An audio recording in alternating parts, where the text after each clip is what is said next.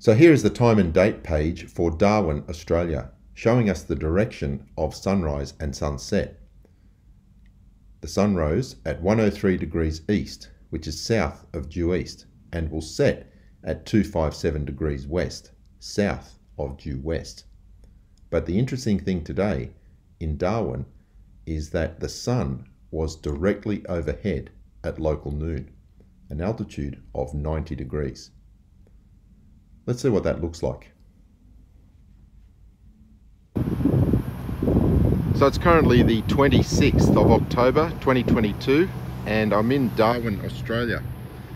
Local noon is about 1 minute away, and today the sun is going to be completely vertical at local noon.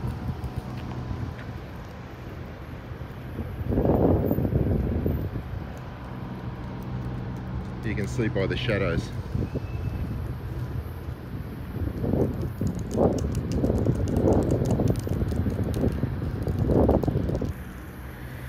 If we have a look at this street sign, you can see the shadow very clearly indicates that the sun is essentially vertical.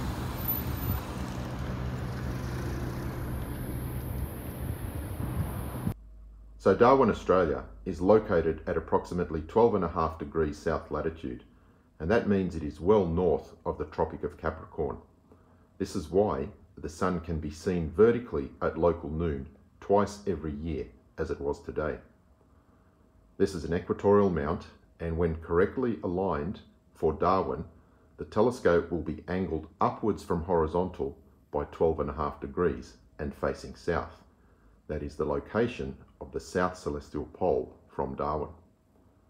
Today, the sun rose south of due east and will set south of due west, but at local noon, the telescope was pointing straight up.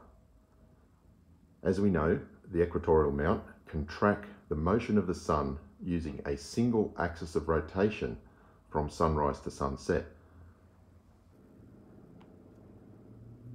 So for sunrise today in Darwin, Australia, the telescope would be oriented like this. I am currently south of the telescope mount, and as you can see, the telescope is pointing slightly south of due east. As we know, an equatorial mount can track the sun using a single axis of rotation at a steady 15 degrees per hour. So during the day, it will be moving like this.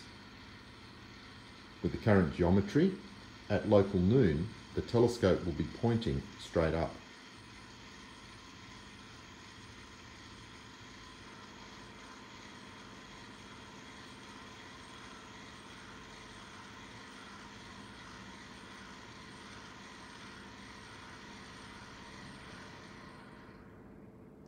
Like that.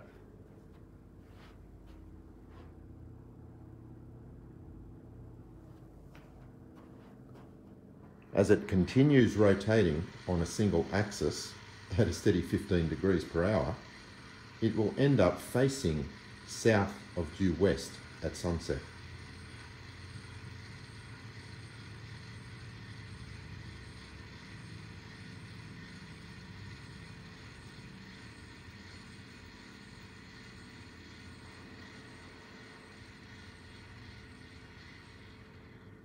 Like that. So I think at this point, many of us are getting bored with flat earthers and the nonsense they keep recycling. Their claims have all been debunked long ago. Anyone who still believes the earth is flat is simply the victim of an online scam. And these scamming channels continue to produce content for ad revenue, super chats, and to sell merchandise. As we know, the geometry of the equatorial mount quite effectively destroys flat earth. And if you're a flat earther who still doesn't understand why, I suggest you go away and revise basic geometry, because it's not that complicated. So that's enough flat earth for now. I'll just leave you with this clip taken recently during one of our landings at sunset. Please enjoy.